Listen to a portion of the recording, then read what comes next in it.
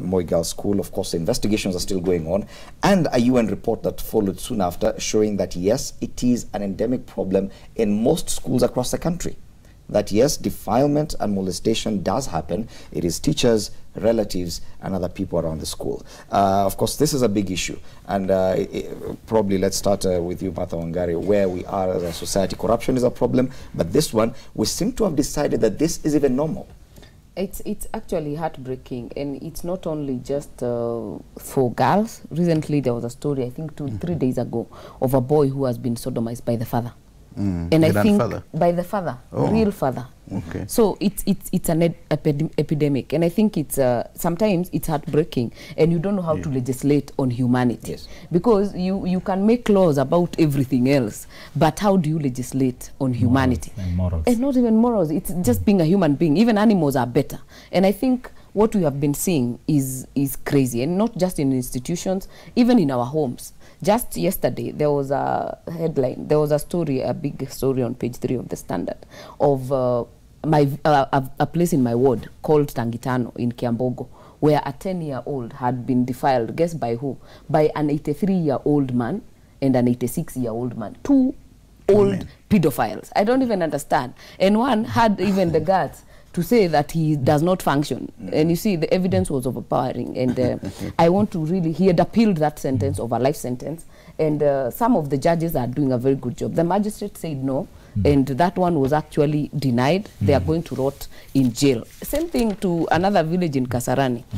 Someone who is known, Kasarani is in my constituency, someone who's known has defiled a girl, has even sent money to the mother, 15,000, the mother returned, 20,000, the mother returned. So it is a known case. It is not it is not trying to find out who did what. It is a known case. This one for 21 men is even worse. There is even an abortion which could have even killed this girl. I think we have lost our soul as a country. And these defilements are not just in schools, they're in our homes, especially with relatives, people who are known to these kids. And I think it's really heartbreaking to really lure a girl with 50 shillings. But more importantly, you cannot legislate on humanity, but if it's a crime, it is really a crime, must be treated as such. But evidence gathering is where we go wrong. When a principal is alleged to tell a girl that you've been molested, you've been raped, take a shower, that is killing that case from the beginning. And it won't go on unless now just by the word of mouth. We must really preserve this evidence. And I think we must also educate our society that if it happens, do not take a shower. Let that DNA be collected, let the samples be collected so that these people can be nailed. There's a difference between rape and defilement. And yes, actually this one is for minors. Yes, for minors it's simply, kids. it's not even the use of force. It is just defiling a young person below the age of 18, either through inducement or whatever other means. But it seems to be something that yesterday, there was a mother who walked in, a man defiling a 6-month-old girl in Nakuru. How do you even start? You know, how do you even begin?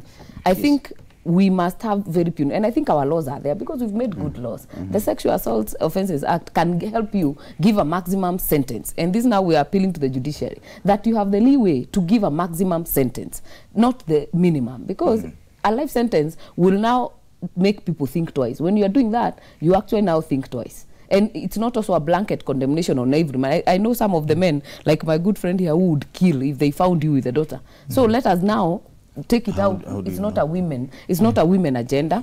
It has to go to the court. The courts do their job, but more importantly, the police. Like this case I'm talking about in Kasarani, and I'm focusing on that AP police post in Kasarani, in Malewa Westwood. You take in that case, you take something small and you kill that story. You go to other societies, the guys just deal with it, and you're given a few cows or a few goats. It's called masala in the Muslims, you know, and it just, that story is dead. And I'm hoping now with the new DPP who comes from that region, that these cases, even in those northeastern, in the Cushitic areas, in those pastoralist areas, in the Muslim areas where it is a taboo, these cases will be prosecuted as criminal and not as community. But it appears like as a Kenyan society we've decided that it's not such a big problem, that defilement, even in the way we treat it, it's alleged that, yes, and Mheshimiwa mentioned it, that even in one of the cases, you're told, yes, we'll just give you a scholarship, just forget about it. It's just the casual manner in which we treat cases of defilement.